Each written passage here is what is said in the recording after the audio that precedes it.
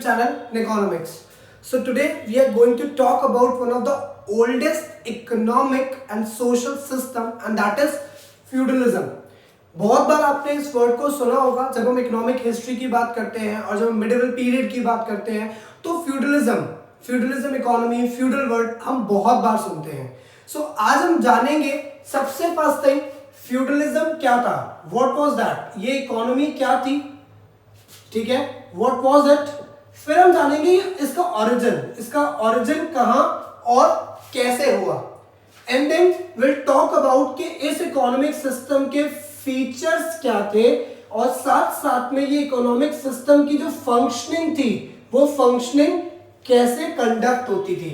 And then at last will talk about the decline, right, कि ये जो economic system decline हुआ उसके डिक्लाइन होने की वजह क्या थी. तो वन बाय वन हम इन 4 पर्टिकुलर टॉपिक्स को कवर करेंगे आज की वीडियो में. सबसे पहले मैं आपको एक रफ आइडिया देना चाहूंगा इस सिस्टम के बारे में कि ये सिस्टम क्या है, ठीक है, सो दैट आप इस सिस्टम को जब मैं समझा रहा हूं तो you can easily correlate that. बहुत बार आपने बॉलीवुड की मूवीज में देखा होगा कि कोई एक किंग है. अब किंग के पास एक बहुत बड़ा एम्पायर होता है जिस पूरे एम्पायर को वो अकेले तो सर्व नहीं कर सकता, राइट. वो करता क्या है, वो कुछ अपने हेल्पिंग हैंड्स का यूज करता है, ठीक है, जिसे वो सेनापति बोल ले, ठीक है, ज्यादातर हम सेनापति सुनते हैं, वो सेनापति बोलता है. और क्या होते हैं, कुछ लोकल उसके मिनिस्टर्स होते हैं जो उसको हेल्प करते हैं. तो ये सिस्टम भी कुछ ऐसा ही सिस्टम था. अब बॉलीवुड की मूवीज में हम देखते हैं कि वो किंग होता है, वो कुछ अपने हेल्पिंग हैंड से जितनी भी बड़ी उसकी डायनेस्टी होती है, जितना भी बड़ा उसका एम्पायर होता है, उस पूरे एम्पायर को वो छोटे पार्ट्स में डिवाइड कर देता है कि तुम ये वाला हिस्सा ले लो, तुम ये वाला हिस्सा ले लो, इस वाले हिस्से के ऊपर तुम सब कुछ करना. किंग इस तरीके से करता है, ठीक है. सेम स्टूडेंट्स, वो जो आपने वीडियोस देखी होंगी, काफी सारी आपने मूवीज में देखा होगा, वही एक आइडिया, वो जो एक आइडिया है वही एक आइडिया फ्यूडलिज्म इकोनॉमी के अंदर भी देखा गया था. फ्यूडलिज्म सिस्टम जो था वो भी कुछ इसी हायरार्की सिस्टम के ऊपर क्या था, बेस्ड था. So let's get started with today's work. हाँ जी स्टूडेंट्स, कुछ इंपॉर्टेंट टर्म्स हैं जो मैं आपको क्लियर कर देता हूं पहले ही फ्यूडलिज्म में आगे बढ़ने से पहले, सो दैट जब आगे मैं उन टर्म्स को यूज करूं तो आपको आइडिया लगता है कि हम किस बारे में बात कर रहे हैं. आई होप आप सबने डेफिनेटली मिडिवल पीरियड सुना ही होगा, राइट. नहीं सुना तो कोई दिक्कत नहीं है.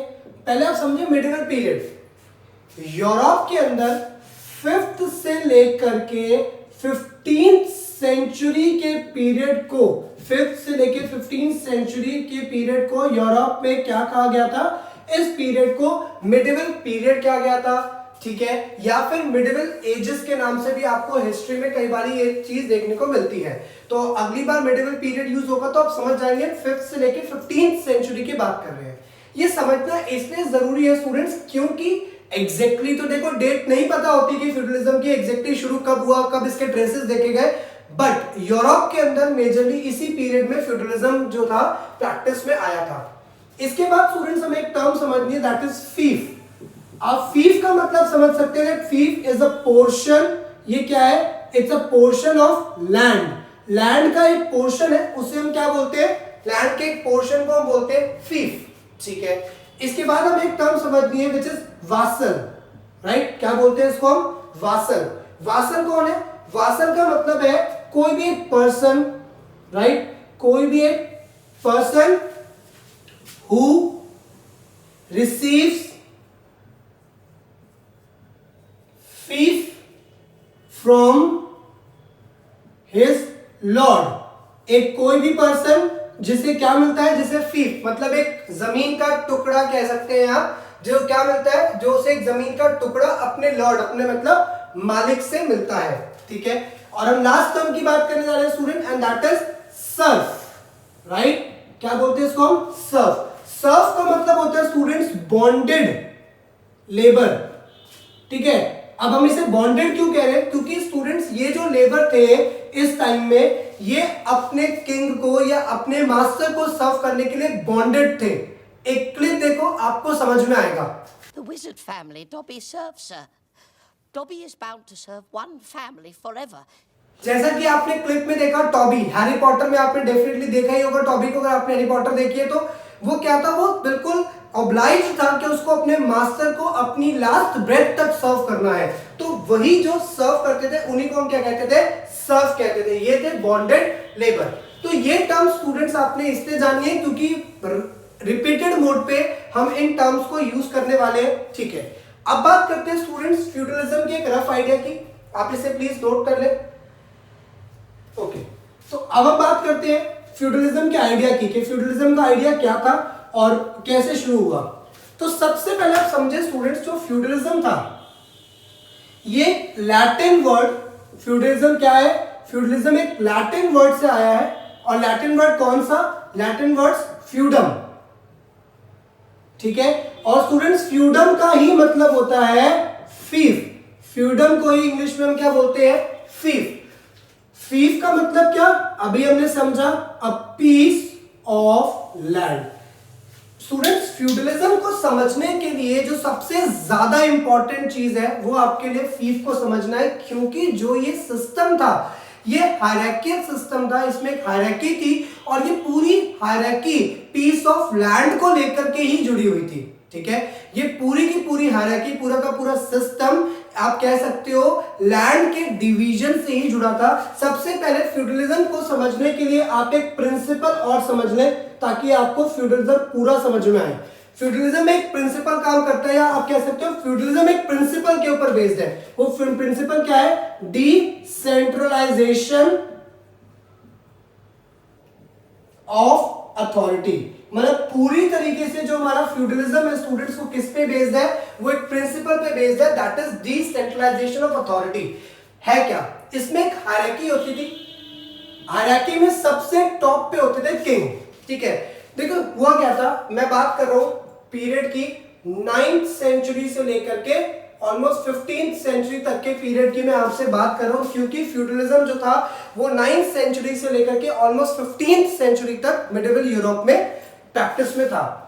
सबसे टॉप पे होते थे किंग। अब किंग का क्या हुआ, किंग जो थे वो अपनी पावर्स को लूज करने लगे थे, उनकी जो मतलब आप कह सकते जो किंग थे वो वीक पड़ गए थे। तो अपने एम्पायर को बचाने के लिए उन्हें क्या करना पड़ा, उन्हें हेल्प लेनी पड़ी। किसकी, उन्हें हेल्प लेनी पड़ी मिलिट्री सर्विसेज की। तो किंग ने क्या किया, किंग ने हायर किए, आप कह सकते हो लॉर्ड, या फिर आप कह सकते हो बैरन। इन्हें लॉर्ड कहते थे, बैरन कहते थे, ठीक है। फ्यूडल लॉर्ड्स भी कहा जाता था इनको।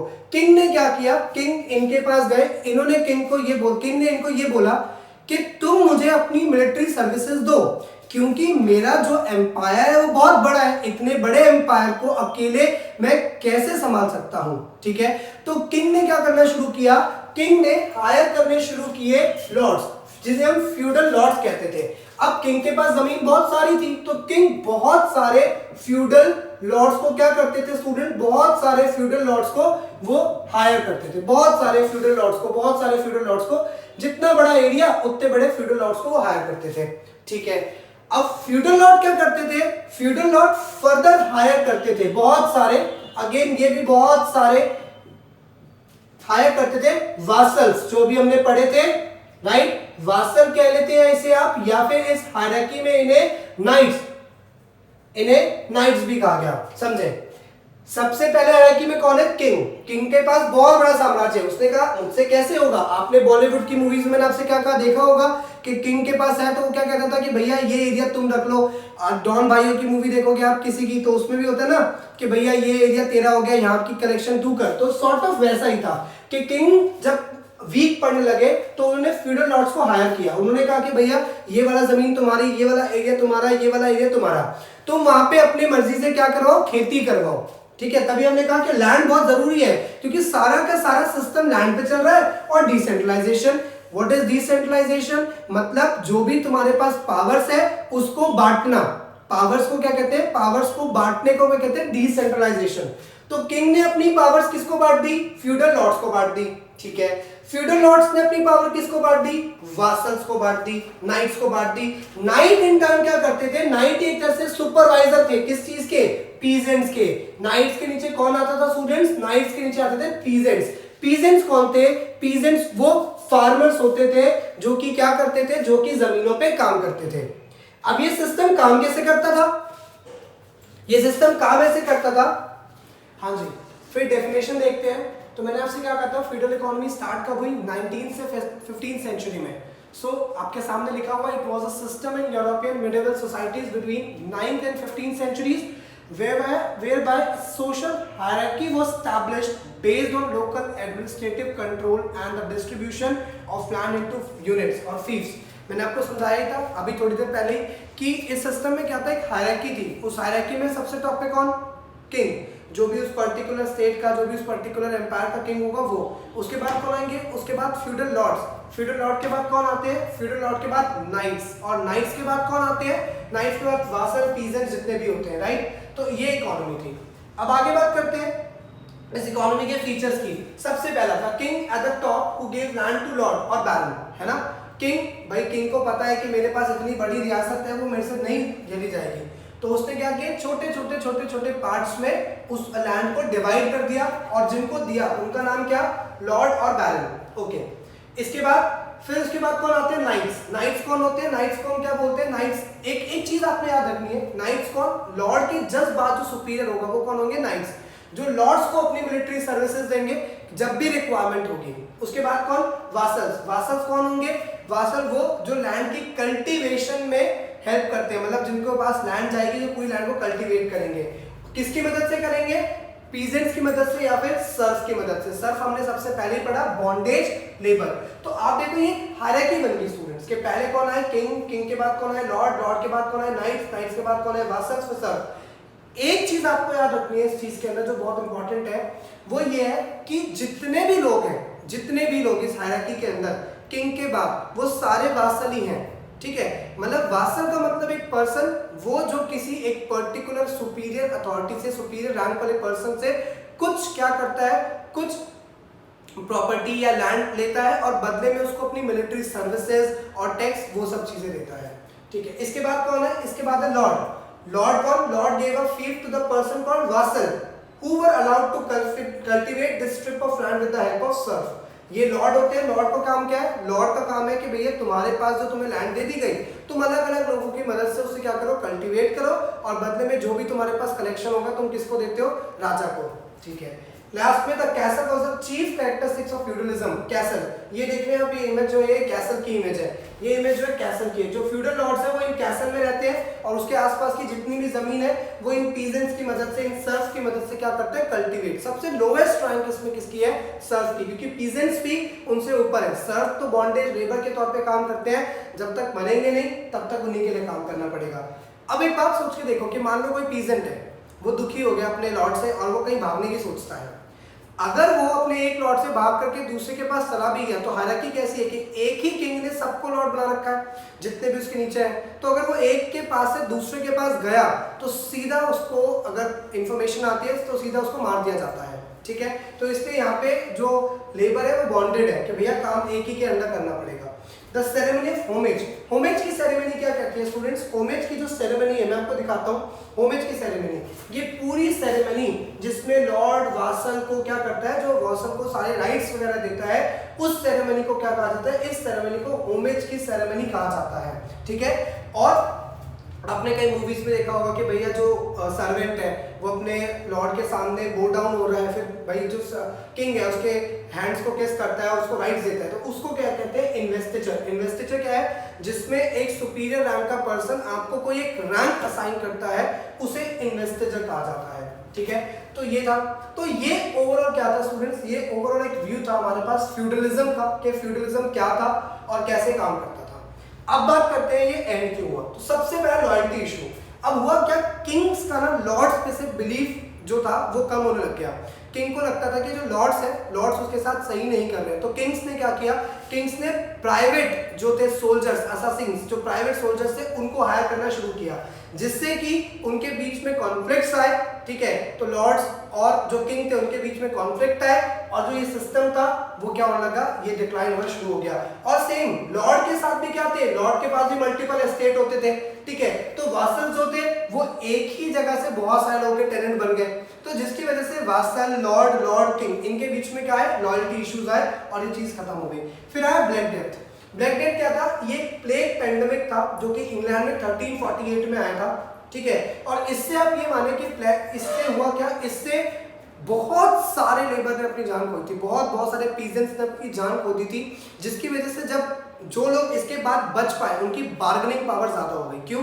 क्योंकि उनको पता था अब लॉर्ड्स के पास काम करने के लिए, काम करवाने के लिए एक्चुअली में ज्यादा पीजेंट्स नहीं है, तो इसकी वजह से जो बचे थे उनके पास बार्गेनिंग पावर ज्यादा आ गई। क्योंकि आपको पता है फ्यूडलिज्म के अंदर किसी भी तरीके से मॉनेटरी वेजेस नाम की कोई चीज नहीं थी। वहां पे क्या था कि आप मेरी जमीन पे काम कर रहे हो, इस जमीन पे काम करने के बदले में मैं आपको क्या दूंगा, इस जमीन पे काम करने के बदले में मैं आपको जस्ट एक जगह रहने को दे दूंगा, और साथ ही साथ में अगर कभी रिक्वायरमेंट पड़ती है तो आपको मुझे मिलिट्री सर्विसेज भी देनी पड़ेंगी। मतलब यहाँ पे सर्वाइवल तो पॉसिबल था लेकिन वेल्थ क्रिएशन पॉसिबल नहीं था, ठीक है। तो इस पेंडेमिक की वजह से इनकी बार्गेनिंग पावर बढ़ गई और इन लोगों ने, पीजेंट्स ने क्या किया, पीजेंट्स ने वेजेस की डिमांड करना शुरू कर दिया कि नहीं, अब हम उस सिर्फ पीस ऑफ लैंड से काम नहीं चलाएंगे, अब हम जो भी काम करेंगे उसके लिए हमारे को क्या चाहिए, प्रॉपर वेजेस चाहिए। और सबसे बड़ी वजह फ्यूडलिज्म के डिक्लाइन की थी स्टूडेंट्स, पीजेंट्स रिवॉल्ट। एक वॉट टाइलर नाम से एक पर्सन थे, वो रिबेलियन थे 1381 के अंदर। उन्होंने क्या किया,